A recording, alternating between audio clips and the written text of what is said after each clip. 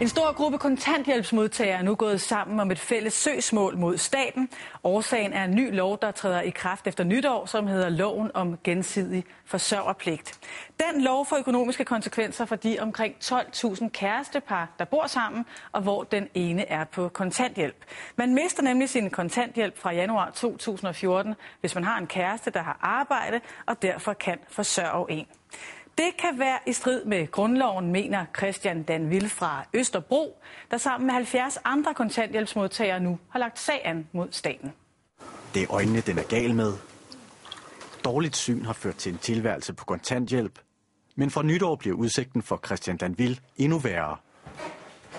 Det sker, når staten nedsætter hans kontanthjælp til 2.000 kroner om måneden, 8.000 mindre end i dag. Så der er fuldstændig panik i mig, hvor det er en tilbagegang på 8.000 kroner, som helt så pludselig skal kompensere for som tredje part, ikke? Og 8.000 kroner, det er altså meget penge i en lavtlønsfamilie. Nye regler om gensidig forsørgerpligt betyder, at Christian Danvilles kontanthjælp fremover er afhængig af hans kærestes indkomst.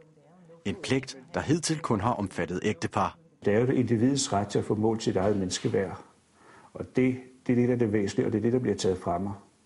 At jeg ikke er noget værd som menneske. Og det gør ondt. Men den gensidige forsørgerpligt kan være et brud på grundloven. Derfor har Christian Danville og en række andre kontanthjælpsmodtagere bedt et advokatfirma om at lægge sagen mod staten. Jeg mener, det er urimeligt, at man pålægger nogle mennesker, at de nu bliver nødt til at flytte fra hinanden. At nogle børn skal miste det, at deres forældre bor sammen, fordi man går ind og siger, at lige pludselig er der en gensidig forsørgerpligt, som de her mennesker ikke overhovedet har haft mulighed for at indrette sig på. 12.000 danskere bliver fremover helt eller delvis trukket i kontanthjælpen. Dermed taber hver enkelt i gennemsnit 41.700 kroner om året. Det oplyser tænketanken Kraka til Jyllandsposten.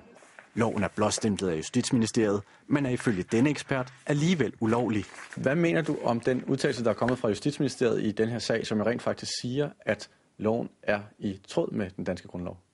Det er et meget overfladisk notat fra Justitsministeriet, og jeg mener ikke, at man har lavet en analyse af grundloven, som er rigtig, og jeg er altså ikke enig med Justitsministeriet i den her sag. Beskæftigelsesminister Mette Frederiksen havde i dag ikke mulighed for at kommentere sagen, men da loven blev indført, lød det sådan her. Det er, synes jeg, en naturlig følge af det moderne samfund. Det er jo den måde, rigtig mange voksne mennesker lever sammen på. Kan man forsørge sig selv, skal man det. Kan man ikke det, så skal man se, om der er nogen i ens familie, der kan det, og først derefter træder det offentligt til. Som det er i dag, der har ægtefolk jo gensidig forsørgerpligt. I lever som i et ægteskab. Er det ikke rimeligt, at I bliver ligestillet? Men vi har ikke trukket det valg. Det er ikke et frivilligt valg, det her. Det er et tvangsægteskab. Og proformaægteskab og tvangsægteskab i Danmark, det er en meget, meget kedelig ting, når staten indfører det. Og den her historie blev til på baggrund af en hel del mails fra bekymrede kontanthjælpsmodtagere, som har skrevet til vores kontaktredaktion med deres historier. Det kan du også gøre. Send en mail til os på 1234 @tv2.dk, så kigger vi på din historie.